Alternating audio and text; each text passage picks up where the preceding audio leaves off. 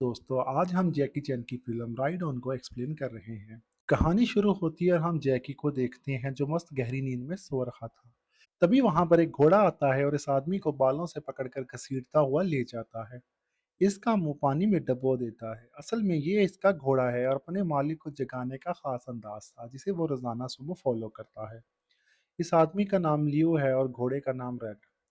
लियो उठता है और अपने घोड़े को एक जगह पर ले जाकर बांध देता है और खुद वहीं सो जाता है। तभी हमें सीन में दो लोगों को दिखाया जाता है जो आपस में बातें कर रहे थे और कह रहे थे, ये मास्टर लियो हैं जो हांगकांग की फिल्मों में स्टंटमैन हुआ करते थे और आज इनको खाने के भी लाले पड़े हुए हैं। सीन शिफ्ट होता है और हम लू को देखते हैं। लू एक जगह बैठा बियर की बोतलें खाली कर रहा था।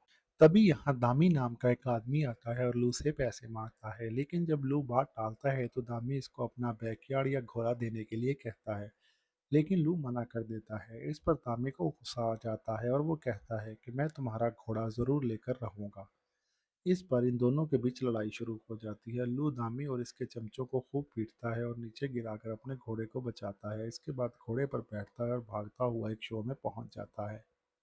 यहाँ लू एक दो स्टंट दिखाता है और एक जगह पर जाकर अपने घोड़े को छुपा देता है और साथ खुद भी वहीं पर छुप जाता है, जिसकी वजह से दामी और इसके आदमी लू को ढूंढ नहीं पाते और वो लोग आगे निकल जाते हैं। अगले दिन लू अपने घोड़े के साथ बैकयार्ड में होता है। तभी वहां दो लोग आते हैं। ये दोनों लू को बताते हैं कि 3 साल पहले तुम्हें ये घोड़ा एलन पा से मिला था। इस घोड़े को लेकर जोना और एलन पा के बीच 30 साल से जो कानूनी लड़ाई चल रही थी वो अब खत्म हो चुकी है और जोना इस लड़ाई को जीत चुका है।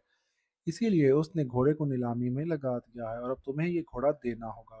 टू रेड को छोड़ने के लिए तैयार नहीं था, इसीलिए वो दोनों को बाहर जाने के लिए कहता है। तभी दो लोग छलांग लगाते हुए आते हैं, श्यामू और यांग। असल में ये दोनों लू के साथ ही रहते हैं। श्यामू और यांग को देखकर ये दोनों डर जाते हैं और वहां से चले जाते हैं। इसके बाद लू श्यामू को नोटिस दिखाता है और यांग लू की बेटी की तस्वीर की तरफ इशारा करते हुए कहती है कि हमें एक वकील की जरूरत है। सीन शिफ्ट होता है और हम लू की बेटी को देखते हैं जो बेहद खूबसूरत और प्यारी थी। इसका नाम पाओ है। लियो पाओ के पास आता है और मदद मांगता है, लेकिन पाओ इसकी मदद करने से मना कर देती है, ये कहते हुए कि अभी वो वकालत पढ़ रही है, लॉयर बनी नहीं है। लियो निराश होकर वहां से चला जाता है। अगले सीन में हमें पाओ का बॉयफ्रेंड नाहियो नजर आता है। पाओ नाहियो के पास आती है और बात करने लगती है। दूसरी तरफ लू उदास बैठा था और इसके पास दवाई नामी का एक शख्स आता है। लू और रेड को फिल्मों में काम करने का मौका देता है। लू ये सुनकर बहुत खुश हो जाता है और दवाई को घोड़े के साथ कुछ स्टंट करके दिखाता है।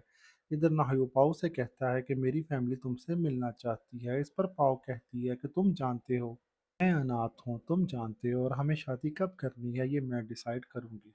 सीन शिफ्ट होता है और हमें पाओ अपनी माँ के साथ नजर आती है। पाओ की माँ उसे कहती है कि तुम्हें अपने पिता के साथ शांति बनानी चाहिए। यहीं हमें पता चलता है कि पाओ की माँ की तो मौत बहुत पहले हो चुकी है। पाओ तो सिर्फ इनके बारे में इमेजिन करती है और इसी इमेजिनेशन में पाओ की माँ कहती है कि अगर दोबारा तुम्हारा पापा तुमसे मिलने आए तो तुम उनसे मुंह मत फेरना। अगली सुबह पाओ नाश्ता कर रही होती है कि तभी उसकी नज़र अपने पिता पर पड़ती है जो कि अपने घोड़े को तैयार करके लाए हैं। असल में वो चाहती हैं कि इनके साथ लोग तस्वीरें खिंचवाएं और बदले में कुछ पैसे भी दें। लू यहाँ कुछ स्टंट भी दिखाता है, लेकिन उसको कोई फायदा नहीं होता। कोई भी उनके पास नहीं आता और ना ही कोई पैसे देता है। ये देखकर पाओ को बहुत बुरा लगता है, इसीलिए वो बैकयार्ड में जाकर लू से मिलती है और पाओ कहती है कि अगर आपको मदद चाहिए तो मैं अपने बॉयफ्रेंड से बात कर सकती हूँ, वो एक वकील है। इसके बाद पाओ वहाँ रखी हुई चीज़ों को देखती है और रेड से भी मिलती है। घोड़ा पाओ को देखकर बहुत खुश होता है और इसकी हर बात मानता है। कहानी आगे बढ़ती है और हम नायु को देखते हैं जो लू से मिलने आता है, लेकिन वहां रखी हुई चीजों को देखकर डरने लगता है। तभी वहां पाओ आती है और कहती है कि आप लोगों ने अभी तक कुछ भी डिस्कस नहीं किया। इसके बाद पाओ नायु के हाथ पर हाथ रखती है और उसे कंफर्ट फील करवाती है। इसके बाद बातें शुरू होती है और हमें 3 साल पहले की कहानी दिखाई जाती है जहां हम लू को देखते हैं जिसने घोड़े को बहुत ही बुरी हालत में लिया था। घोड़ा बीमार था। लियो ने उसका ध्यान रखा, उसे खिलाया पिलाया और चलना भी सिखाया। साथ ही कहा कि तुम कभी भी अपने घुटनों पर मत बैठना। इसके साथ कहानी प्रेजेंट टाइम में आती है। यहाँ पाओ घोड़े के पास होती है और नाहियो को बुलाती है। लियो नाहियो को रेड के साथ स्टंट करने को कहता है। स्टंट करते हुए रेड जमीन पर गिर जाता है जिसकी वजह से नाहियो डर जाता है। लियो कहता है कि रेड बिल्कुल ठीक है, वो बस तुम्हें पसंद करता है, इसीलिए तुम्हारे साथ मस्ती कर रहा है। अगले दिन लियो रेड के साथ शूटिंग पर पहुंचता है और शॉट तैयार होता है। यहाँ पाओ भी लियो की शूटिंग देखने के लिए आती है, लेकिन रेड इतनी भीड़ को देखकर डर जाता है और स्टंट नहीं कर पाता, जिसकी वजह से लियो और रेड को शूटिंग से बाहर कर दिया जाता है। जिसके बाद लियो एक जगह उदास बैठ जाता है और रेड आकर उसे टोपी पहनाने को कहता है, लेकिन लियो गुस्से से टोपी को फेंक देता है। तभी पाओ रेड के पास आती है, उसे कहती है कि हम तुम्हें इसके लिए फोर्स नहीं करेंगे, अगर तुम्हें करना है तो तुम करो, नहीं करना तो मत करो। घोड़ा वापस शूटिंग में जाता है और स्टंट करने लगता है। उधर पाव भी लियो को टोपी देती है और जाने को कहती है, जिसके बाद लियो और रेड मिलकर कमाल का स्टंट दिखाते हैं। लियो और घोड़े का स्टंट देखकर पूरी टीम हक्का बक्का रह जाती है। हर तरफ लियो और रेड की तारीफें होती है। लियो भी खुश हो जाता है और फिर ये दोनों ऐसे ही स्टंट जारी रखते हैं और सीन शिफ्ट होता है। तो वहीं दोनों लोग फिर से लियो को नोटिस देने के लिए आते हैं, जहां पाओ उनसे कहती है कि हॉर्स ट्रेडिंग कोई पब्लिक प्रॉपर्टी नहीं है, इसीलिए आप यहां से जा सकते हैं। रेड भी इनके नोटिस को चबाकर फेंक देता है और इन्हें धक्का मारकर बाहर निकाल देता है। अगले सीन में लियो और पाओ डिनर के लिए जाते हैं, जहां दामी आता है और लियो से पैसे मांगने लगता है। रेड को गुस्सा आ जाता है और वो आकर दामी को जोर से एक लात मारता है, जिसकी वजह से दामी दूर जाकर गिर जाता है। इस तरह फिर से लियो और दामी के बीच फाइट शुरू हो जाती है। घोड़ा भी जमकर इन्हें पीटता है। तभी वहां पर श्यामू भी पहुंच जाता है और लियो की मदद करने लगता है।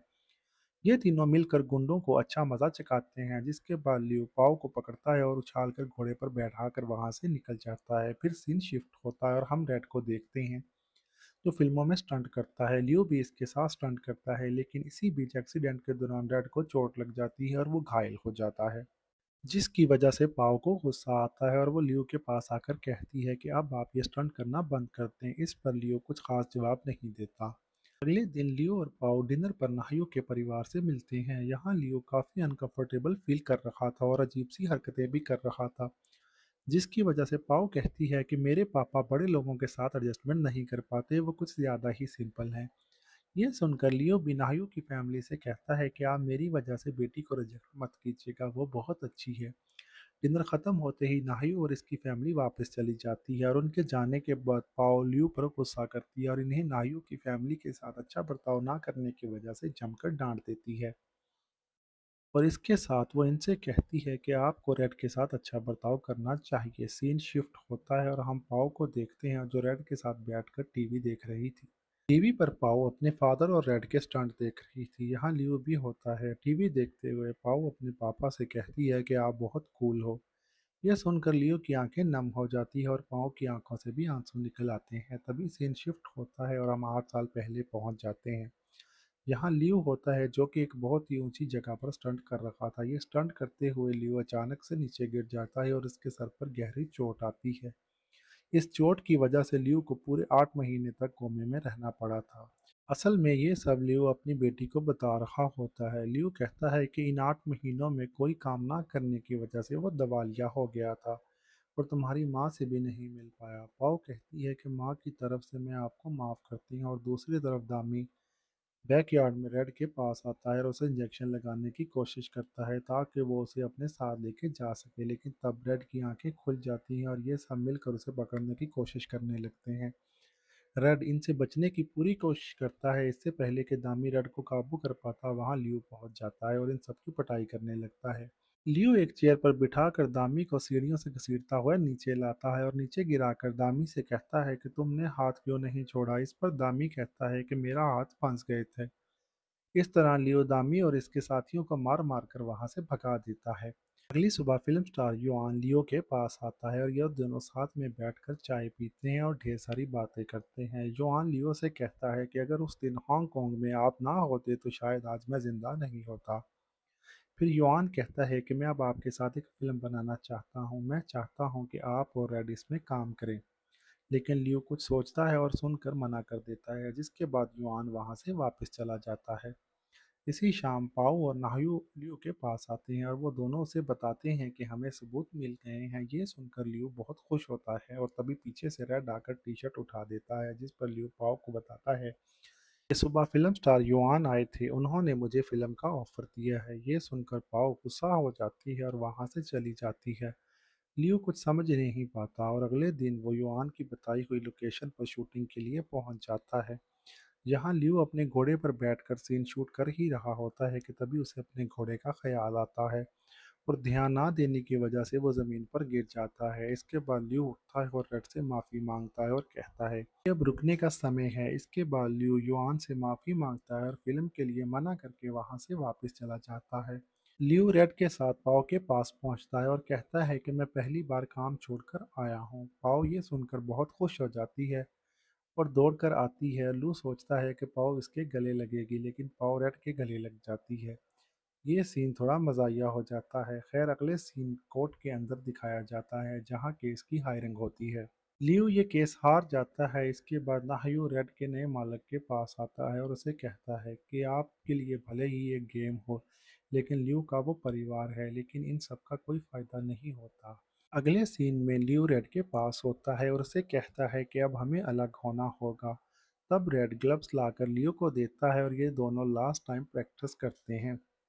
लियो रेड के गले लगकर खूब रोता है और अगले दिन इसके नए मालिकों से सौंप देता है। जिसके बाद नाहियो, पाओ और लियो गाड़ी में बैठकर जाने लगते हैं, लेकिन रेड बार बार इनकी गाड़ी के पीछे आता है और बार बार कीचड़ की वजह से गिरने लगता है। तभी लियो गाड़ी से उतरता है और जोर से चिल्लाकर रेड से कहता है वापस जाओ, और खुद गाड़ी में बैठकर खूब रोता है। रेड भी वापस लौट जाता है। अगले सीन में पाओ रेड के नए ओनर के पास आती है और इन्हें अपने पापा के बारे में बताती है। पाव कहती है कि मेरे पापा से इनका सबसे अच्छा दोस्त मत छीनिएगा। अगली सुबह हमें रेड को दिखाया जाता है जो फिर से लियो के बैकयार्ड में था। वो लियो के पास आता है और हमेशा की तरह उठाने लगता है। रेड को देखकर लियो बहुत खुश हो जाता है और रोने लगता है और वो रेड के गले लग जाता है। ये सब पास ही में खड़ा रेड का नया ओनर नाहियो और पाव भी देख रहे होते हैं। रेड का नया ओनर पाव से कहता है कि अगर तुम मेरे पास नहीं भी आती तब भी आज रेड यहीं होता, क्योंकि मैं उसे वापस लाने वाला था।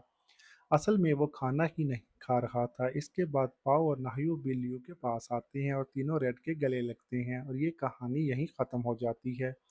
तो दोस्तों कैसी लगी आपको घोड़े और लियो की ये दोस्ती? कमेंट में ज़रूर बताइएगा। हमारे चैनल को सब्सक्राइब करें। Thank you.